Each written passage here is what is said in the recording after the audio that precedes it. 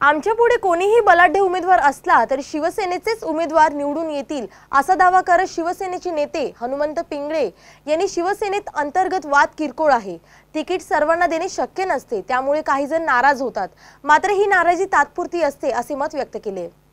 निवडणूक आयोगाने online form भरण्याची प्रक्रिया सुरू केली आहे, मात्र ही प्रक्रिया अतिशय किचकट आहे। आदिवासी आणि नवीन उमेदवारांना यात अनेक अडचणी येतात असे हनुमंत पिंगळे यांनी यावेळी नमूद केले। हे टाकले नोटिंग केलेली आहे, त्या नोटिंगमध्ये भयंकर हे आहे, प्रत्येकाची वडिलांची इस्टेट किती, तुमची इस्टेट किती, ते सगळं त्याच्यात हे करा। ठीक आहे, प्रत्येकाला ते चांगलं आहे, देशासाठी चांगलं आहे, पण उमेदवाराला, नवीन उमेदवार जो असेल, एखादा आदिवासी असेल, कोण असेल, त्याला तेवढं कल्पना नाही ना।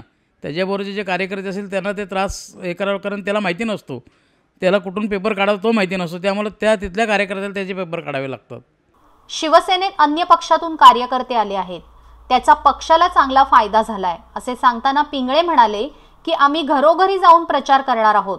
चौक मतदारसंघ हा शिवसेनेचा बालेकिल्ला आहे, हा गड शाबूत राखण्यासाठी आम्ही प्रयत्न करू, आम्ही अबाधित राखणार। किती मोठा बलाढ्य कोणी उभा केला आमच्या समोर तरी आमचा शिवसैनिक कधी विकला जात नाही, विकला जाणार नाही। आणि 100% ज्या आमच्या पंचायत समितीच्या 8 आणि जिल्हा परिषद 4 या सगळ्याच्या सगळ्या सीट आम्ही आणण्याचा प्रयत्न करणार। शिवसैनिक त्याच्यात खंबीर आहेत। जनता शिवसेनेच्या उमेदवारांना नक्की स्वीकारेल। जनसेवा हाच उद्देश ठेवून आपण मुलाला राजकारणात उतरवले आहे, मात्र त्याच्याकडे मुलगा म्हणून न पाहता शिवसेनेचा उमेदवार म्हणून पाहतो असेही पिंगळे यांनी स्पष्ट केले। माझा मुलगा म्हणून मी काम करणार नाही, माझ्या पक्षाचा मी सल्लागार आहे।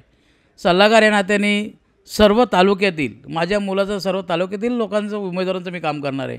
माझा मुलगा नंतर, पण पहिला शिवसेनेचा तो उमेदवार आहे, त्या उमेदवाराचं काम आपण केलं पाहिजे, उमेदवाराला निवडून आणण्याचं काम आपण केलं, लोकांना पटवलं पाहिजे की हा माझा मुलगा रोजून हा शिवसेनेचा उमेदवार आहे, धनुष्यबाण हा उमेदवार आहे।